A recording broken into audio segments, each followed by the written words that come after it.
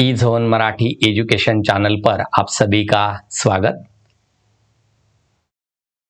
छात्रों, आप सभी ने अगर ई झोन मराठी एजुकेशन चैनल को अगर सब्सक्राइब नहीं किया हो तो सबसे पहले सब्सक्राइब कीजिए, क्योंकि इस चैनल पर ब्रिज कोर्स 2021 यह जो कुल 45 दिनों का जो ब्रिज कोर्स 8वीं, 9वीं और 10वीं कक्षा के मराठी और 10वीं कक्षा का हिंदी और 9वीं कक्षा का सोशल साइंस के जो डे 1 से लेकर डे 45 तक सभी ऑनलाइन लेक्चर्स आपको सही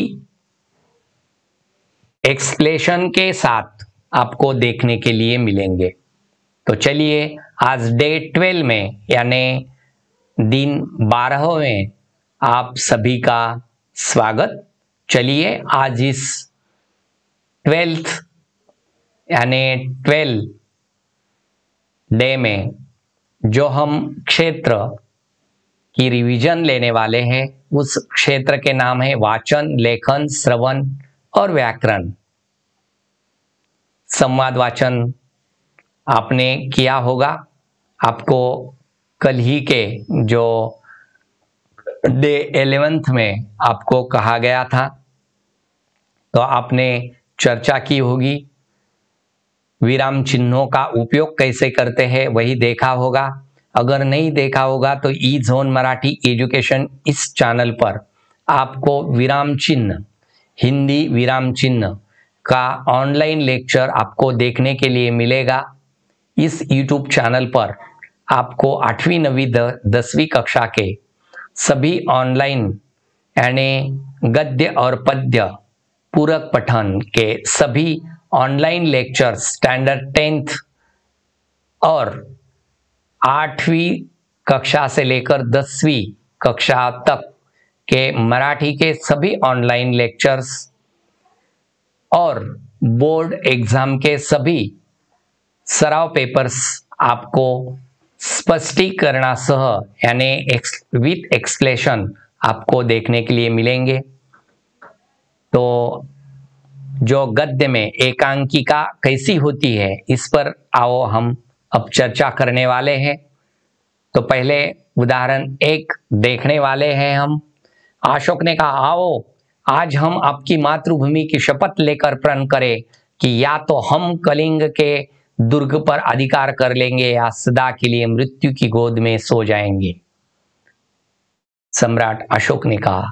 सब सैनिक तलवार खींचकर उन्होंने कहा, मगध की जय हो, सम्राट अशोक की जय। उस पर पद्मा ने कहा आगे बढ़कर, बहनों, तुम वीर कन्या, वीर भगिनी और वीर पत्नी हो, मुझे तुमसे कुछ नहीं कहना है। जिस सेना ने तुम्हारे पिता, भाई, पुत्र और पति की हत्या की है वह तुम्हारे सामने खड़ी है। आज उसी से तुम्हें लोहा लेना है। अशोक ने कहा, यह कौन है? क्या साक्षात दुर्गा कलिंग की रक्षा करने के लिए युद्ध भूमि में उतर आई है? शेष सैनिक भी सभी स्त्रियां हैं, क्या स्त्रियों से ये भी युद्ध करना होगा? यह प्रश्न पूछा तो पद्मा ने कहा, मैं कलिंग महाराज की कन्या हूं, मैं हत्यारे अशोक की सेना से लड़ने आई हूं। मैं हत्यारा जो यानी सम्राट अशोक को उन्होंने कहा है, यह जो परिच्छेद दिया गया है उस पर प्रकट वाचन करो पहले, और जो नीचे कृति दी गई है उस कृति को आपको वही में लिखना है। यही कृति को देखिए, पहली कृति है, युद्ध इनमें हो रहा था। किसमें हो रहा था? सम्राट अशोक की सेना और किसमें? पद्मा, अशोक और पद्मा में। पद्मा को दिया गया विशेषण, कौन सा विशेषण दिया गया है पद्मा को? कौन सा? दुर्गा, दुर्गा का विशेषण दिया गया है, दुर्गा। इन संवादों से उभर कर आने वाले भाव कौन से हैं? कौन से भाव आते हैं? यह आपको यहां पर लिखना है। चलिए आगे देखिए। जूलिया ने कहा, कांपते हाथों से रूबल लेती है, कांपते ही स्वर में कहती है, जी धन्यवाद। गृहस्वामी ने कहा, गुस्सा संभल नहीं पाता उसी क्षण ऊंचे स्वर में चिल्लाते हुए कहते हैं, तुम मुझे धन्यवाद दे रही हो जूलिया? तुम्हें धोखा दिया है, तुम्हारे पैसे हड़प लिए हैं।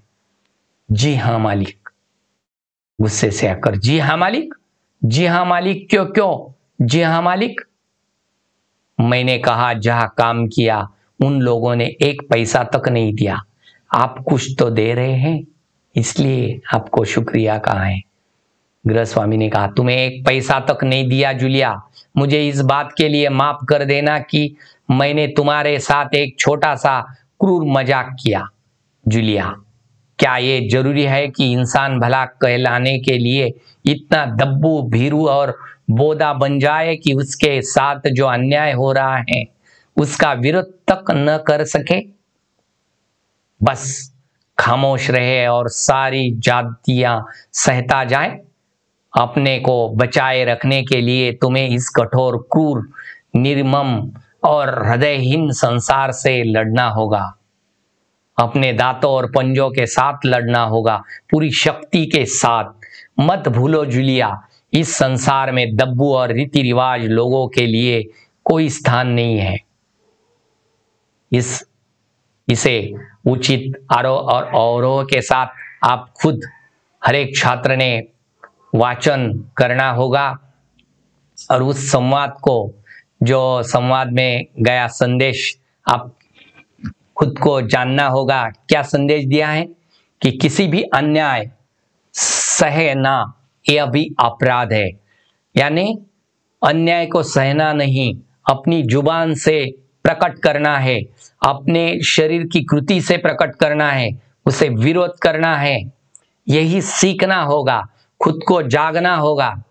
यही अपने जो हमारे भारत देश के महान भारत रत्न डॉक्टर बाबा साहेब अम्बेडकर ने सभी जन समुदाय से कहा था कि अपराध सहना ही एक अपराध है, यानी अपराध सहना ही एक अपराध है। यानी अगर आप अपराध सह रहे हैं, किसी की क्रूरता को सह रहे हैं, तो आप भी एक अपराधी है। यानी जागो, आप अपराध को विरोध करना सीखो। यही संदेश इसी परिच्छेद में, इसी संवाद में दिया है जूलिया को गृहस्वामी ने। देखिए, जूलिया का मालिक को धन्यवाद कहना, कारण लिखना है, क्यों धन्यवाद कहा? कि किसी ने उसे आज तक रूबल दिया ही नहीं, आपने तो दिया है, इसलिए आपका धन्यवाद। गृहस्वामी को क्यों गुस्सा आता है कि उसने नहीं दिया तो भी धन्यवाद कहती है, यानी जुल्म को ही सहती है, इसलिए गृहस्वामी को गुस्सा आया। संसार की दो विशेषताएं क्या हैं, वह आपको इस परिच्छेद से चुनकर यहां पर लिखनी है। संसार से लड़ने के हथियार कौन से हैं, वह आपको लिखने हैं। इन लोगों के लिए संसार में स्थान नहीं है। कौन से लोगों के लिए संसार में स्थान नहीं है? जो अन्याय सह लेता है, जो दब्बू और रीति रिवाज के लिए कोई स्थान नहीं है। ऐसे दो विशेषताएं यहां पर बताई गई हैं। संसार में दब्बू और रीढ़ रहित लोगों के लिए कोई स्थान नहीं है। इस पर अपने विचार लिखिए, अपनी अभिव्यक्त कीजिए, अपने खुद के विचार लिखना मत भूलिए। यह आपको वही में यही अभिव्यक्ति लिखनी है। और दूसरी अभिव्यक्ति है कि भारत की वीरांगनाओं के संदर्भ में अंतर्जाल से जानकारी प्राप्त कीजिए और अपनी कॉपी में लिखिए, यानी अपने मोबाइल से इंटरनेट पर सर्च करके भारत की वीरांगनाओं ऐसा सर्च कीजिए, और सर्च करने के बाद आपको बहुत सी जो भारत में जो हुई है वीरांगना, उन वीरांगनाओं का पूरा जीवन परिचय आपको पढ़ने के लिए मिलेगा। उस पर कॉपी करके आप लिखना है, यानी उनका किसी एक का जीवन चरित्र और उनकी स्वभाव विशेष आपको लिखनी है। तो विद्यार्थी मित्रों, आज डे 12 में आप सभी ने संवाद लेखन और संवाद लेखन में आए कुछ महत्वपूर्ण विचारों को यहाँ पर प्रदर्शित किया है और आप सभी ने उसकी रिवीजन की है कि संवाद लेखन कैसे करना है। या आप सभी ने यही ऑनलाइन लेक्चर बड़ी सरलता से सुना, सही ढंग से जाना, इसलिए आप सभी को मेरी ओर से धन्यवाद।